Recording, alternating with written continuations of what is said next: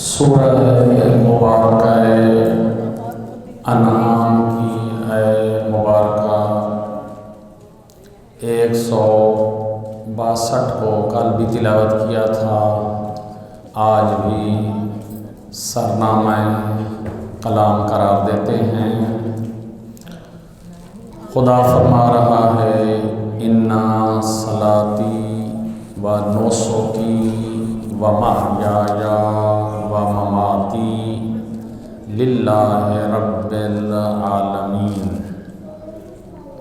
یہ مخاطب رسول اللہ صلی اللہ علیہ وآلہ وسلم کو کیا جا رہا ہے، کیونکہ اللہ کا جو قرآن پاک ہے اس میں بہت ساری چیزوں کو بیان کیا جاتا ہے۔ اللہ تعالیٰ پیش کرتا ہے، فرماتا ہے۔ قرآن پاک رسول اللہ کے قلب مبارک پر نازل ہوا تو خطاب بعض جگہوں پہ رسول اللہ کو پیغام دیا جاتا ہے، آئے میرے رسول آپ یہ بات کہہ دیجئے، اپنی امت تک پہنچا دیجئے، میری مخلوق تک پہنچا دیجئے۔ اللہ کے قرآن کا جو انداز ہے وہ اس طرح کا ہے، کبھی کوئی دعا کو، کسی نبی کی دعا کو نقل کیا جائے گا، کبھی کسی انسان کی بات کو نقل کیا جائے گا، کبھی کسی واقعے کو نقل کیا جائے گا، یعنی وہ بات آگے جو مخاطبین ہیں وہ اور ہوں گے، لیکن وہ بات جو پہنچنی ہے وہ رسول اللہ کے توسل سے ہی پہنچنی ہے۔ راستہ جو پہنچانے کا ہے وہ رسول اللہ صلی اللہ علیہ وآلہ وسلم ہی ہے۔ تو اس آیہ مبارکہ میں سورہ انعام میں بھی اسی طرح کا ایک سلسلہ ہے کہ اللہ فرما رہا ہے قل، یہ فعل امر ہے، حکم دیا جا رہا ہے، آئے میرے رسول، آئے میرے نبی آپ کہہ دیجئے کہ اِنَّا صَلَاتِي بے شک میری نماز، و نُسُكِي اور میری عبادتیں، و مَحْيَايَ اور میری زندگی کا جینے کا طریقہ اور سلیقہ، و مماتی اور میری موت، سب یہ کیا ہے؟ یہ اللہ کے لیے ہیں۔ یعنی جس طرح اللہ چاہتا ہے میں اس طرح نماز پڑھتا ہوں، اللہ کی پسندیدہ میں زندگی گزارتا ہوں، اور وہی موت اور حیات بھی وہی پسند فرماتا ہوں، یعنی جو کچھ ہے میرا اللہ کے لیے ہی ہے۔ تو اس لیے آخر میں صفت آئی کہ للہ رب العالمین۔ یہ ایسا کیوں ہے کہ میری نماز، میری عبادتیں، میری زندگی، میری حیات سب کچھ اللہ کے لیے ہے؟ کیونکہ اس اللہ کی صفت یہ ہے کہ وہ رب العالمین ہے، وہ عالمین کا رب ہے۔ یہ رسول اللہ فرما رہے ہیں۔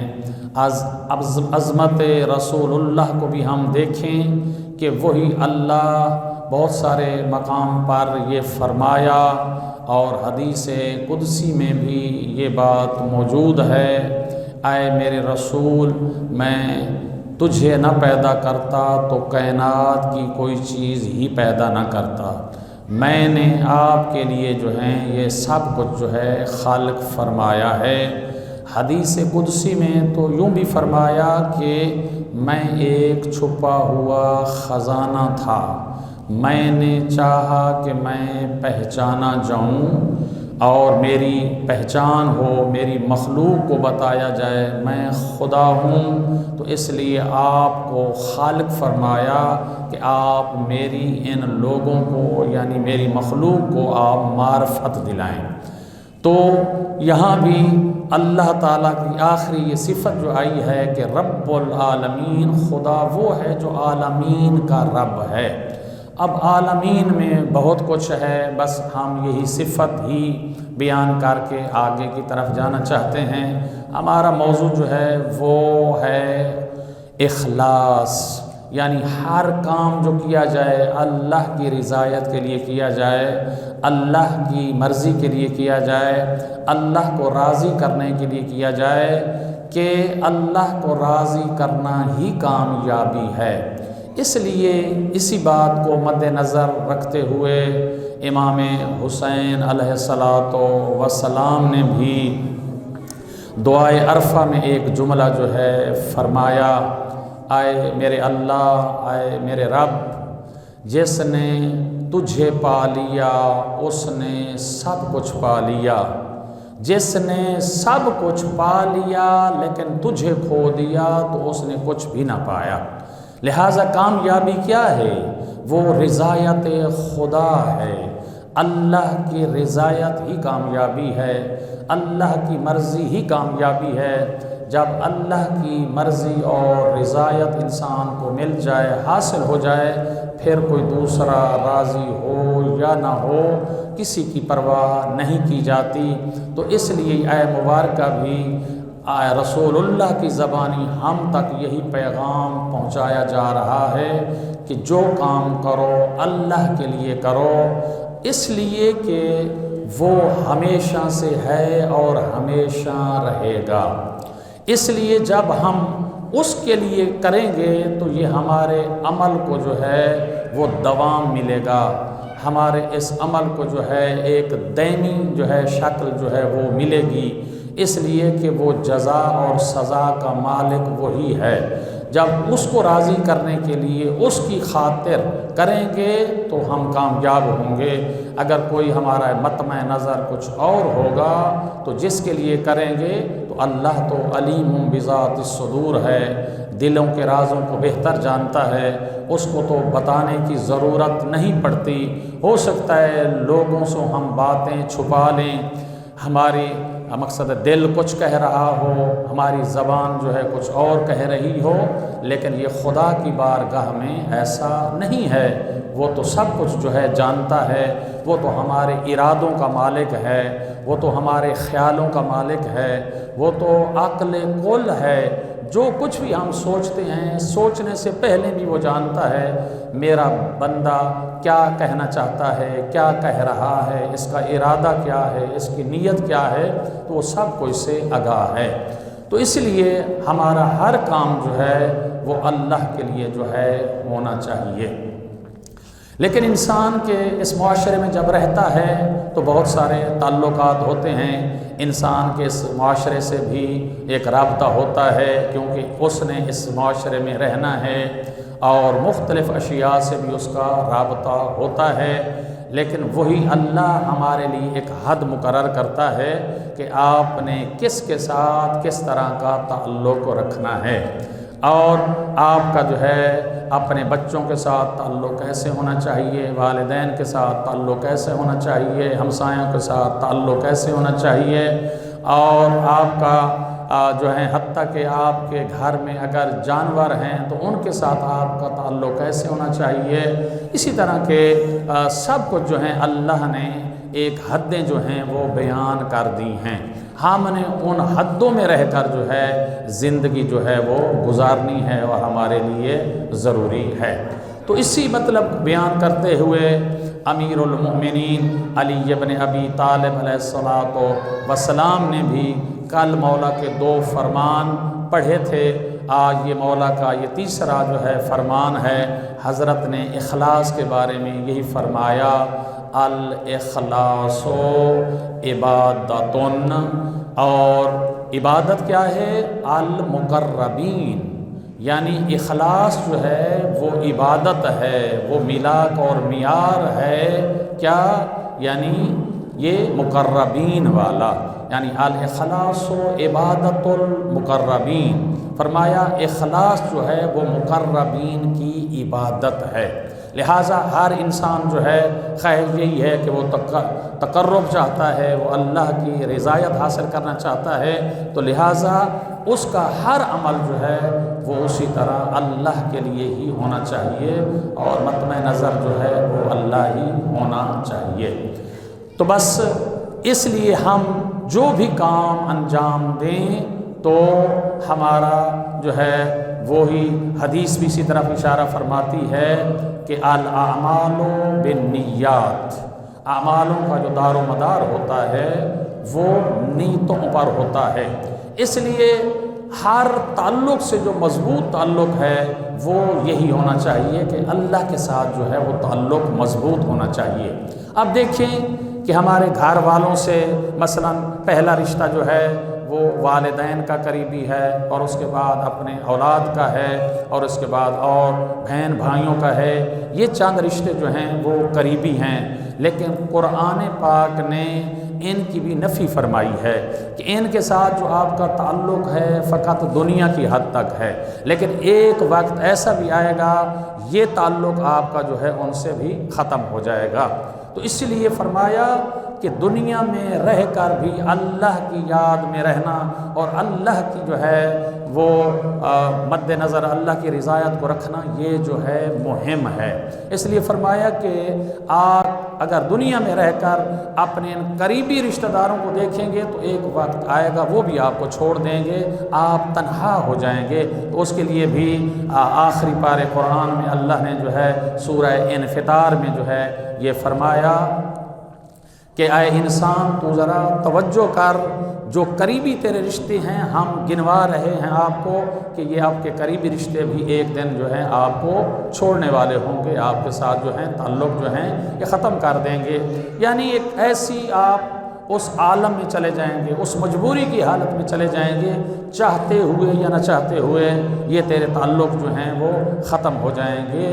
तो इसलिए फरमाया आए इंसान ज़रा तवज्जो कर कि एक वक्त ऐसा भी आएगा कि तेरी माँ जो है वो तुझे छोड़ने वाली होगी, तेरा बाप तुझे छोड़ने वाला होगा, और तेरे मकसद बेटियाँ बेटे जो हैं वो भी तुझे छोड़ने वाले होंगे। ऐ मुबारक ये है यौमा यफ़िर्रुल मर्उ मिन अख़ीही व उम्मिही व अबीही व साहिबतिही ले बनी है। ये 4-5 करीबी रिश्ते थे जो अज़ीज़ तरीन रिश्ते होते हैं। कुरान ने उनके लिए इशारा फरमा दिया कि तेरा हर काम जो है रिज़ायत खुदा के लिए होना चाहिए। जिन रिश्तों के तहत और इर्द गिर्द तू वक्त गुजारता है और पूरी ज़िंदगी उन पे अपने आप को निछावर करता है, लेकिन एक वक्त ऐसा भी आएगा ये आपको करीबी रिश्ते भी छोड़ देंगे। तो सबसे ये करीबी रिश्ते कुरान ने जो हैं वो गिनवा दिए हैं। यौमा यफ़िर्रुल मर्उ, उस दिन, कब? हिसाब किताब वाले दिन, क़यामत वाले दिन, अल्लाह की पेशी वाले दिन क्या होगा? सब रिश्ते जो हैं आपको छोड़कर भागने वाले होंगे, आप उनसे फासला अख्तियार करने वाले होंगे, आप जो हैं उनसे, और वो जो हैं वो आपसे जो हैं फासला अख्तियार करने वाले होंगे। यौम यफ़िर्रुल मर्उ मिन अख़ी है, पहला रिश्ता गिनवाया, भाई भाई को छोड़ने वाला होगा। व उम्मिही, जिस तरह पहले भी अर्ज़ किया था, कायनात में अगर सबसे करीबी रिश्ता इंसान का है तो वो माँ का रिश्ता है। यहाँ कुरान ने फरमाया व उम्मिही, तेरी माँ भी तुझे छोड़ने वाली होगी। व अबी है, तेरा बाप भी तुझे छोड़ने वाला होगा। और क्या कहा? व बनी है, तेरे बेटे, तेरी औलादें जो आपसे इस दुनिया में प्यार करते करते जो हैं थकते नहीं हैं, ये भी आपको जो हैं उस दिन जो हैं छोड़ने वाले होंगे, ये भी आपका साथ नहीं देंगे। व साहिबतिही व बनी, आपके दोस्त अहबाब दुनिया के या ज़िंदगी का शरीक हयात मियाँ बीवी के रिश्ते की तरफ मुफस्सिरीन ने इशारा फरमाया है कि यहाँ ये रिश्ता भी ख़त्म हो जाएगा, ये भी जो है टूटने वाला होगा। इसलिए क्या होगा? उसका अपना जो अमल होगा वो अगर इस काबिल नहीं होगा कि ये उसके साथ यानी कुछ चल सके या उसकी मदद कर सके, तो वो वक्त मदद करने का तो होगा भी नहीं, रहेगा भी नहीं। इसलिए मासूम से पूछा गया कि या बना रसूलिल्लाह, आप ये फरमाएं, आया हम इस रिश्ते को अगर देखना चाहें, यहाँ दुनिया में भी हमें कोई मिसाल मिल सकती है कि इसको हम लम्स कर सकें, इसको दर्क कर सकें? वाक़ईन ये इतने करीबी रिश्ते जो हैं इंसान को छोड़ने वाले होंगे, कोई दुनिया में भी हम देख सकते हैं? हज़रत ने फरमाया हाँ, ऐसा वक्त आ सकता है दो मिसालें मासूम ने बयान फरमाई। इन दो मिसालों को अगर हम सुने, अपनी ज़िंदगियों में मुशाहिदा किया होगा या आने वाले वक्त में कर सकते हैं या थोड़ा सा सोचें तो इस बात को अच्छी तरह दर्क हम कर सकते हैं कि वाक़ई हकीकत यही है। पहली मिसाल ये थी, अगर आप एक घर में सब रिश्तेदार बैठे हैं, उस घर को खुदा न खास्ता अचानक जो है आग लग जाए तो उस वक्त सब घर वालों की हालत और कैफियत क्या होगी? आया एक दूसरे के बचाने में वो गौर व खौज करेंगे, फ़िक्र करेंगे? वो हमारी माँ यहाँ मौजूद थी, वो कहाँ है? बाप कहाँ है? बेटियाँ बेटे कहाँ हैं? शौहर था, वो कहाँ है? किसी को किसी का होश नहीं रहेगा। हर कोई अपनी जान बचाने के दर पे होगा, अपनी जो है नजात के जो हैं वो रास्ते को अख्तियार करने के लिए साई और कोशिश कर रहा होगा। किसी को किसी का पता नहीं होगा। तो मासूम ने फरमाया, यहाँ भी आप ये देख सकते हैं कि ये दुनिया में मिसाल है। दूसरी मिसाल बयान फरमाई, खुदा न खास्ता आप कहीं कभी कश्ती पर सवार होकर कहीं समंदरी सफ़र अख्तियार कर रहे हैं, समंदर में सफ़र अख्तियार कर रहे हैं, वहाँ पानी का इतना बड़ा जो है वो एक रेला आ जाए या उसकी जो है बहुत बड़ी जो है ज़ोरदार जो है उसकी वो ठाठ आ जाए तो क्या होगा? वो टूट जाए कश्ती, वो टुकड़े टुकड़े हो जाए या वो डूब जाए। उस वक्त तुम्हारे तमाम करीबी रिश्तेदार आपके साथ होंगे तो आप उस वक्त आपकी फ़िक्र ये काम करेगी कि मेरे साथ मेरे अजीज़ व क़ारिब थे, मेरे माँ बाप थे, तो किसी को किसी का कोई पता नहीं होगा। खुदा न खास्ता अल्लाह ऐसा न करे। अल्लाह की मेहरबानी से कोई जब किसी किनारे पे लग जाएगा, कहीं अपनी जान उसकी बच जाएगी, उस वक्त उसका काम करना जहन शुरू करेगा कि जब हम सवार हुए थे इस कश्ती में तो हमारे ये करीबी रिश्तेदार भी थे, मेरी माँ भी थी, मेरा बाप भी था, मेरा भाई भी थे, मेरी औलादें भी थीं, मेरे फर्जंदान भी थे, मेरा शोहर भी था। तो कब होश आएगा, कब जहन काम करना शुरू करेगा? उसकी नजात का कब होगा? जब हम खुद अपनी नजात पा लेंगे, जब वहाँ किनारे पे लग जाएंगे, उस वक्त हमें होगा कि हाँ हमारे ये रिश्ते थे। तो यहाँ मासूम ने फरमाया इसी तरह वो वक्त भी ऐसा होगा जो कल भी इशारा किया था। कुरान यही फरमाता है कि वाज़िरतुन विज़रा उख़रा, उस दिन यानी कब? क़यामत वाले दिन, हिसाब किताब वाले दिन कोई किसी का बोझ नहीं उठाएगा, कोई किसी के काम नहीं आएगा।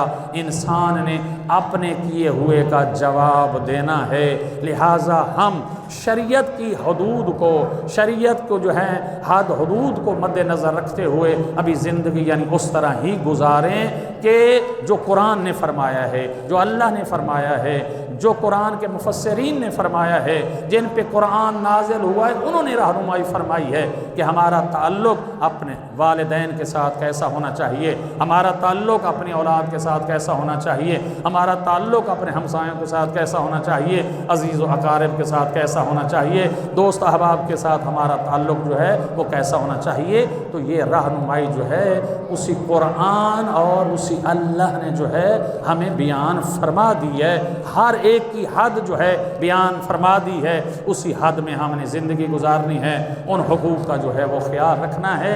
तो ये सारी बरगश्त जो है वो अल्लाह की उसी फरमान के मुताबिक कि मेरी ज़िंदगी जो है अल्लाह के लिए होनी चाहिए, मेरी नमाज अल्लाह के लिए होनी चाहिए, मेरी मोहब्बत वालिदैन से अल्लाह के लिए होनी चाहिए, मेरी औलाद से मोहब्बत अल्लाह के लिए होनी चाहिए। इसलिए इसकी तरफ इशारा फरमाया। अल्लाह वो हस्ती है, अल्लाह वो ज़ात है। ये तमाम रिश्ते जो हैं पीछे रह जाते हैं, लेकिन अल्लाह जो है उसकी मोहब्बत सब पर गालिब आ जाती है। ये हम कहाँ से लें? ये हमें करबला वालों ने थोड़ा सा इशारा फरमाया। इमाम हुसैन अलैहिस्सलातो वस्सलाम ने जो है आखिरी वक्त में इशारा फरमाया, तरक तो तुर्रन खल की, آئے میرے اللہ میں نے اپنی اولاد کو تیری محبت کے لیے ترک کر دیا ہے، میں نے آپ کی محبت میں، آپ کی رضایت میں سب کچھ قربان کر دیا ہے، تیری محبت جو ہے وہ افضل ہے، تیری رضایت جو ہے وہ افضل ہے، سب کچھ جو ہے پیچھے رہ جاتا ہے، اور میں نے اپنے بچوں کو یتیم کرایا ہے تو تیری محبت کے لیے، بہنوں کو یہاں پردیس میں لے آیا ہوں تیری محبت کے لیے۔ انسان ذرا غور کرے، ذرا سوچے، ایک آپ نے بھی احساس کیا ہوگا، غیرت مند جب انسان اپنے بچوں کے ساتھ کہیں جا رہا ہوتا ہے تو اس کے ذہن میں یہ بات آتی ہے اور یہ سوچتا ہے خدا ایسا نہ کرے کہ کہیں اس کو کوئی مشکل پیش آ جائے، کہیں مشکل پیش آ جائے تو اس کے ذہن میں بات یہی ہوتی ہے کوئی جاننے والا مجھے نہ دیکھے۔ اس سے بھی اوپر والا مطلب یہ ہوتا ہے کہ میں اپنے بچوں کے ساتھ جا رہا ہوں تو مجھے کوئی آشنا جو ہے نہ ملے، کوئی واقف جو ہے وہ مجھ سے نہ ملے، اس کی خواہش یہی ہوتی ہے۔ بعض لوگ قریبی جو دوست ہوتے ہیں جب اس کے بندے کے ساتھ، اس شخص کے ساتھ اپنی فیملی یا بچے جا رہے ہوں، لوگ سلام کرنا بھی چھوڑ دیتے ہیں، یعنی احترام میں سلام بھی نہیں کرتے، کنارے سے گزر جاتے ہیں۔ یار فلاں کے ساتھ بچے جا رہے تھے اس لیے اس دوست کو سلام کرنا بھی یعنی مناسب نہیں سمجھا کہ وہ اپنے بچوں کے ساتھ جا رہا ہے۔ تو یہاں مولا نے ہمیں یہ درس دیا، مولا نے ہمارے لیے یہ میسج دیا کہ دیکھو اللہ کی وہ محبت ہے، اللہ وہ شخصیت ہے جس کے لیے سب کچھ چھوڑا جا سکتا ہے، سب کچھ قربان کیا جا سکتا ہے، لیکن اللہ کو راضی کرنا جو ہے وہ سب سے بڑا مرحلہ ہے، اللہ کی رضایت کو حاصل کرنا جو ہے وہ سب سے بڑا مرحلہ ہے۔ انشاءاللہ کل کے درس میں جناب خدیجۃ الکبریٰ سلام اللہ علیہا کا وفات کا دن ہے، بی بی کے بارے میں انشاءاللہ کل کچھ نہ کچھ جو ہے کچھ عرض کریں گے، لیکن آج شب وفات جناب سیدہ ہے، محسنہ اسلام ہے، تو آج انشاءاللہ ہم اس بی بی کے توسل سے جو ہے اللہ سے اپنے گناہوں کی مغفرت بھی مانگیں اور اپنے لیے جو ہے جو ہمارے زندگی کے منازل ہیں انشاءاللہ ان کو بھی آگے بڑھانے کی جو ہے کوشش کریں۔ تو یہ تھا یہ درس، لیکن ہمارا ساتھ ساتھ جو ہے وہ احکام کا موضوع جو ہے وہ بھی چل رہا ہے، تو چند منٹ جو ہمارے پاس وقت ہے تو وہ بھی انشاءاللہ آپ کی خدمت میں چند مسئلے جو ہیں وہ بیان کرتے ہیں اور آپ ان کی طرف متوجہ ہوں اور ان کو انشاءاللہ حفظ کریں۔ جس طرح کہ عرض کیا کہ بعض مسائل ایسے ہیں کہ ہر بالغ، ہر عاقل شخص کا ان مسائل کو جاننا جو ہے وہ ضروری اور واجب ہے، تو ان میں سے چند مسئلے، سب سے پہلا مسئلہ تقلید کا عرض کیا کہ تقلید کا مسئلہ بڑا مہم ہے، بڑا ضروری ہے، اور ہمیں تقلید کے بغیر جو ہے وہ زندگی نہیں گزارنی چاہیے۔ لیکن کچھ اس پہ شبہات جو ہمارے ممبروں سے یا ہماری محفلوں سے یا ہمارے بہرحال کمیٹی کیا ہے مومنین کی زبان سے جو ہیں وہ سامنے آتے ہیں، تو وہ بھی ہم نے ان کا بھی مختصر سا جو ہے وہ جواب جو ہے عرض کیا۔ تو آج ہم دیکھتے ہیں کہ جب یہ مسئلہ مسلم ہو گیا، ہمارے لیے ثابت ہو گیا کہ تقلید جو ہے کرنا وہ ضروری ہے، واجب ہے، اور یہ بھی عرض کیا تھا کہ تقلید کرنی ہے تو ہم نے اپنے من پسند شخص کی نہیں کرنی، وہ بھی شریعت نے ہمارے لیے حدود مقرر کر دی ہیں اور وہ معیار اور ملاک بھی مقرر کر دیا ہے کہ جو عالم شخص ہو اس کی جو ہے تقلید کرنا واجب اور ضروری ہے۔ ہم اپنی مرضی سے جو ہیں جس مجتہد کا جی چاہے تو ہم اس کی تقلید بھی نہیں کر سکتے۔ یہ بھی عرض کیا تھا کہ مسئلے کو پختہ ہونے کے لیے کہ اس وقت قم شہر چھوٹا سا شہر ہے تو اس میں بھی کم از کم تخمینے کے طور پر یہ بات عرض کی تھی کہ 300 مجتہد جو ہیں وہ موجود ہوں گے۔ انسانوں کی 3 قسمیں کی تھیں، اس کو بھی ذہن میں رکھنا، مرجع ہوتا ہے، احتیاط میں عمل کرنے والا ہوتا ہے، یا عوام، جس طرح کہ ہم اور آپ ہیں، ہم محتاج ہیں کہ ہم کسی کی تقلید جو ہیں وہ ضرور کریں۔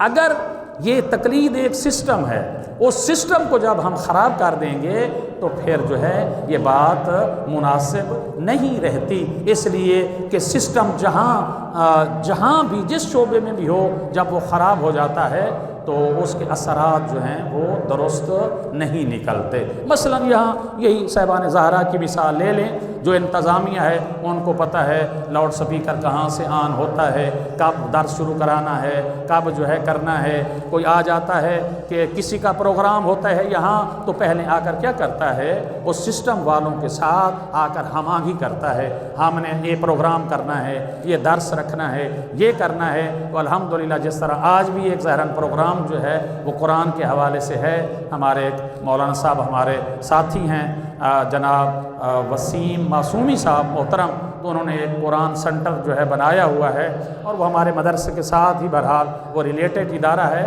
تو آج انہوں نے سیکنڈ ٹائم جو ہیں شاید نماز کے قریب آج آقا کا درس نہیں ہے تو اس وقت میں انہوں نے آ کر یہاں وہ ایک بچے حفظ کر رہے ہیں، ان کا آ کر یہاں جو ہے پروگرام جو ہے کرنا ہے۔ تو میں یہ مثال دینا چاہتا تھا کہ سسٹم کے تحت بندہ چلتا ہے، ادھر مثلا مولانا صاحب اپنے بچوں کو لے کر اپنے پروگرام کے تحت آ جائیں، ادھر جو ہے اگر سسٹم کا خیال نہ رکھا جائے، ادھر کوئی اور پروگرام بھی یہاں اس حال میں ہو جائے تو دو پروگرام ایک ہی وقت میں اکٹھے ہو جائیں تو سسٹم میں خرابی آ جائے گی، تو دونوں کیا ہو جائیں گے، یا وہ ناکام ہو جائے گا یا وہ ناکام ہو جائے گا اور پریشانیاں بھی ہوں گی۔ تو اسی طرح اجتہاد، یہ مجتہد، یہ مسائل، یہ بھی ایک سسٹم ہے۔ جب ہم سسٹم سے باہر نکلیں گے تو جو ہے وہ نتائج جو ہیں ان کاموں کے اچھے نہیں ہوں گے، درست نہیں ہوں گے۔ تو ہم یہی آپ کو بھی ہم یہی کہتے ہیں، جہاں تک ہماری یہ آواز جا رہی ہے ان تک بھی ہم یہی پیغام جو ہیں ان کی خدمت میں بھی عرض کرنا چاہتے ہیں، جس کا جو کام ہوتا ہے وہ اپنے سسٹم کے اندر رہے تو وہ بہتر ہوتا ہے۔ مثلا ہمارے کسی کا نام ہم نہیں لیتے، ہمارے ممبروں پر آ کر بعض لوگ جو ان کا وہ قد کاٹھ نہیں ہوتا، اس درجے پر فیض نہیں ہوتے، لیکن آ کر وہاں آ کر وہ دعوے اپنے سے بڑے شروع کر دیتے ہیں، کیا ہے تقلید، کیا ہے مجتہد، فلاں فلاں، اس طرح اعتراضات جو ہیں، کیونکہ زبان تو کوئی کسی کی پکڑ نہیں سکتا، تو جو ذہن میں بات آتی ہے تو وہ اس طرح کر دیتے ہیں۔ لیکن ان کی خدمت میں ہم عرض یہی کرتے ہیں کہ آپ کا یہ کام نہیں ہے، آپ کا یہ وظیفہ نہیں ہے، آپ ایک مبلغ کے عنوان سے آئے ہیں، آپ ایک تبلیغ کرنے کے لیے آئے ہیں، ایک مجلس پڑھنے کے لیے آئے ہیں، جو آپ کی ایک ذمہ داری ہے، آپ اس ذمہ داری کے اندر رہتے ہوئے جو ہیں اپنی گفتگو کریں۔ جب آپ اپنا میدان چھوڑ کر، جب اپنے اختیارات اور اپنے معاملات کو چھوڑ کر جب دوسرے معاملے میں آپ آئیں گے تو سسٹم میں جو ہے وہ خرابی آئے گی۔ جس طرح پہلے بھی مثالیں دی ہیں، متوجہ ہم ہو گئے کہ ایک مثلا ڈاکٹر سے بھی ہو سکتا ہے کوئی بڑی ڈگری رکھنے والا انسان ہو، پی ایچ ڈی کیا ہوا ہو، پی ایچ ڈی سے بھی اور کوئی آج کل کوئی بڑی مقصد کوئی کیا کہتے ہیں کوئی ڈگریاں آ گئی تو اس نے حاصل کیا ہوا ہو تو وہ اس سے ہو سکتا ہے ڈاکٹر سے زیادہ پڑھا لکھا ہو، لیکن جب ڈاکٹر کسی کا علاج کر رہا ہوگا، کسی کا آپریشن کر رہا ہوگا تو وہ زیادہ پڑھا ہوا شخص اس ڈاکٹر کے آ کر جو ہے معاملے میں دخالت نہیں کرے گا، مداخلت نہیں کرے گا۔ اگر وہ شخص کرے گا تو یہ نقصان ہوگا۔ ڈاکٹر کہے گا میں جانتا ہوں، میرا فیلڈ ہے۔ جب ایک انسان دوسرے فیلڈ والے کے اس فیلڈ میں یا اس دائرہ کار میں مداخلت کرے گا تو اس کا نتیجہ جو ہے وہ نقصان کے علاوہ اور کچھ نہیں نکلے گا۔ تو ہم یہی عرض ان کی خدمت میں کرنا چاہتے ہیں، ہر ایک مرجع کا اپنا کام ہے، اپنا ہے، ان کو اپنا کام کرنے دیجئے۔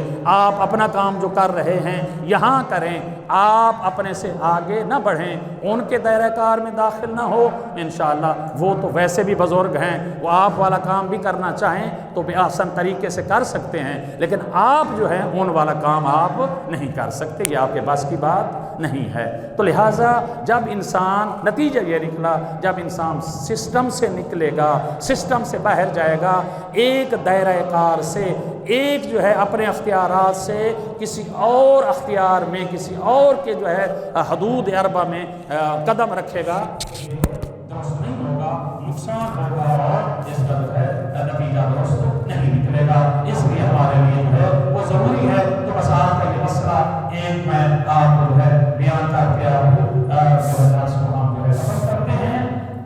مسئلہ آج کل یہ ہے کہ ہمیں چاہیے کہ وضو کرنا کتنی چیزوں کے لیے واجب ہے؟ یہ لکھ لو سوال، اس کا جواب وضو کتنی چیزوں کے لیے کرنا جو ہے واجب ہے۔ اب ہم ان کی اصطلاح میں نہیں جاتے کہ ذاتی طور پر جو ہے وضو واجب نہیں ہوتا، فی نفس ہی وضو جو ہے وہ واجب نہیں ہے، کسی اور کام کے لیے جو ہے یہ وضو جو ہوتا ہے یہ واجب ہوتا ہے۔ اب ہمیں علم ہونا چاہیے کہ کیوں کہ ہم رہ رہے ہیں یا معاشرے میں ان سے ہمارا سروکار ہے کہ ہمیں علم ہونا چاہیے کتنے کام کرنے سے پہلے ہمارے لیے جو ہے وضو کرنا جو ہے وہ واجب اور ضروری ہے، تو یہ ہمیں علم ہونا چاہیے۔ تو اس کا جواب یہ ہے 6 چیزوں کے لیے وضو کرنا جو ہے واجب ہے، 6 چیزوں کے لیے۔ پہلی چیز، واجب نمازوں کے لیے سوائے نماز جنازہ کے، اس نماز جنازہ کو انسان بغیر وضو کے بھی اگر وقت تھوڑا ہو یا مشکل ہو یا کوئی مسئلہ ہو بغیر وضو کے بھی پڑھ سکتا ہے، کیونکہ کہا جاتا ہے کہ یہ نماز جنازہ ایک دعا ہے، تو دعا کے لیے جو ہے اگر وضو نہ بھی ہو تو انسان کیا کر سکتا ہے، وہ اس کو دعا پڑھ سکتا ہے، دعا مانگ سکتا ہے۔ تو پہلی چیز جو ہے وہ ہے واجب نمازیں جتنی بھی ہیں ان کے لیے وضو کرنا جو ہے وہ واجب ہوگا۔ دوسری چیز، بھولا ہوا سجدہ یا تشہد، انسان ایک سجدہ بھول جاتا ہے، اس کی قضا کرنا چاہتا ہے، تشہد بھول جاتا ہے، انسان اس کو جو ہے پڑھنا چاہتا ہے، اس قضا کو ادا کرنا چاہتا ہے، تو اس تشہد کے لیے اور بھولے ہوئے سجدے کے لیے جو ہے وضو کرنا جو ہے یہ لازم ہوگا۔ تیسرا مقام، خانہ کعبہ کا طواف کرنے کے لیے وضو کرنا جو ہے واجب ہے۔ جب اللہ تعالیٰ کے سعادت کسی کو نصیب کرتا ہے تو وہاں عمرے کے لیے جاتا ہے یا حج کے لیے جاتا ہے تو وہاں جو طواف کیا جاتا ہے، طواف جو ہے بغیر وضو کے طواف نہیں ہوتا، تو وہاں خانہ کعبہ کا طواف کرنے کے لیے جو وضو کیا جاتا ہے وہ بھی واجب ہوتا ہے۔ چوتھا مقام، انسان کوئی نظر کرتا ہے، یعنی منت مانگتا ہے، نظر مانگتا ہے کہ یہ میرا کام ہو جائے، میں وضو کروں گا، وضو کروں گی، تو یہ وضو کرنا اس منت کی وجہ سے وضو کرنا جو ہے یعنی ضروری ہو جاتا ہے، تو یہ منت کا وضو کرنا بھی جو ہے وہ لازم ہو جاتا ہے۔ پانچواں مسئلہ جس کے لیے وضو کرنا واجب ہوتا ہے، انسان یہ بھی منت کہہ لو، نظر کہہ لو، یعنی یہ کرتا ہے کہ میں قرآن کے حروف کو بوسا دوں گا۔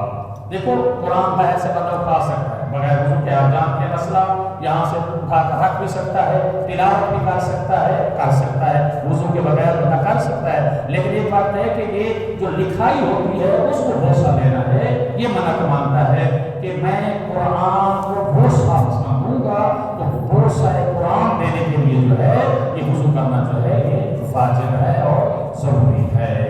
چھٹی چیز جس کے لیے قرآن پاک خدا نخواستہ ایسے بلاخر پیش آ جاتے ہیں مسائل، قرآن نجس ہو جاتا ہے، یعنی کہیں کوئی اٹھا کر جا رہا تھا، ہاتھ سے مثلا چھوٹ گیا اور کسی ایسی جگہ پر چلا گیا، نجس جگہ پر مثلا کہیں لفظ نہ لے زبان پہ، بہرحال قرآن پاک جو ہے نجس ہو گیا ہے، تو وہ نجس قرآن کو پاک کرنے کے لیے وضو کرنا ضروری ہے۔ کہ انسان جس حالت میں جا رہا ہے تو قرآن کی یہ کیفیت اگر دیکھے کہ قرآن نجس ہو گیا ہے، قرآن کا پاک کرنا بھی واجب ہے، اور پاک کرنے کے ساتھ ساتھ وضو کرنا بھی اس کے لیے ضروری ہے۔ کہ قرآن کو دھونا چاہتا ہے، صاف کرنا چاہتا ہے، پاک کرنا چاہتا ہے، اور اس کے لیے وضو کرنا واجب ہے کہ اس نے قرآن پاک کے حروف کو چھونا ہے، اس کو پاک کرنا ہے، صاف کرنا ہے۔ تو یہ 6 چیزیں ہیں جن کے لیے یہ وضو کرنا جو ہے ضروری ہے۔ انشاءاللہ آج سوال جو ہے وہ آپ کے سامنے رکھ دیتا ہوں، کل آپ اس کو انشاءاللہ سوچ کر کے آئیں گے، کیونکہ ہمارے یہاں وظیفہ ہے، جب ہم نے امتحان لینا ہے تو یہاں بیان کرنا بھی پھر ضروری ہے۔ ماشاءاللہ یہ مسئلے تو آپ کو آتے ہیں، ابتدائی مسئلے ہیں، لیکن پھر بھی کیا کہتے ہیں کہ وَذَكِّرْ فَإِنَّ الذِّكْرَ تَنفَعُ الْمُؤْمِنِينَ، یا آخری مومنین کو جو ہے وہ نفع سے خالی نہیں ہوتی۔ پھر بھی ہمیں علم ہونا چاہیے کہ ان 6 چیزوں کے لیے وضو کرنا جو ہے واجب ہے۔ اب بات آ گئی، جب ہم باوضو ہوتے ہیں تو وضو کو توڑنے والی چیزیں کتنی ہیں۔ ان چیزوں کا بھی ہمیں علم ہونا چاہیے۔ جب ہم نے وضو کیا ہوا ہے تو کبھی کبھی مومنین اچھے خاصے پڑھے لکھے ہم طالب علم ہیں نا، کبھی آ کر پوچھتے ہیں مولانا صاحب ہم نے وضو کیا ہوا تھا، سگریٹ اگر پی لیا تو وضو ہمارا باقی ہے؟ یہ مسئلہ ہے۔ جناب ہم نے کھانا کھا لیا، وضو ہمارا باقی ہے۔ ہم نے منہ میں نسوار رکھ لی، وضو باقی ہے، وضو کیا ہوا تھا۔ ایسے چھوٹے چھوٹے مسئلے جو ہیں وہ پوچھتے ہیں، تو ہمیں یہ علم ہونا چاہیے۔ اگر ہم باوضو ہیں تو ہمارا وضو کن کن کام کرنے سے وہ وضو ہمارا باطل ہو جائے گا، ٹوٹ جائے گا، ختم ہو جائے گا۔ تو یہ مسئلہ بھی انشاءاللہ، کیونکہ وقت جو ہے آپ کا زیادہ ہو رہا ہے تو وہ بھی احساس ہے ہمیں، تو یہ ہمیں علم ہونا چاہیے۔ ہم باوضو ہیں تو کن کن چیزوں سے وضو ٹوٹ جاتا ہے، یعنی اس طرح میں جس کا کہا جاتا ہے مبطلات وضو کون سی چیزیں ہیں، یہ سوال ہو سکتا ہے۔ اس کے بعد ہمیں وہ جتنی چیزیں ہیں اس کا علم ہونا چاہیے۔ تو تعداد میں بتا دیتا ہوں، آپ انشاءاللہ تعالی اس کو ذہن میں رکھ کر آئیں گی، دیتا رہیں گی، نہیں تو انشاءاللہ ہمیں یہاں پر بیان کرنا ہی کرنا ہے۔ 7 چیزیں جو ہیں وہ مبطلات وضو ہیں، 7 چیزیں انسان کے وضو کو توڑ دیتی ہیں۔ اور اس کے بعد پھر اگلا مرحلہ آ جائے گا شرائط وضو کتنے ہیں۔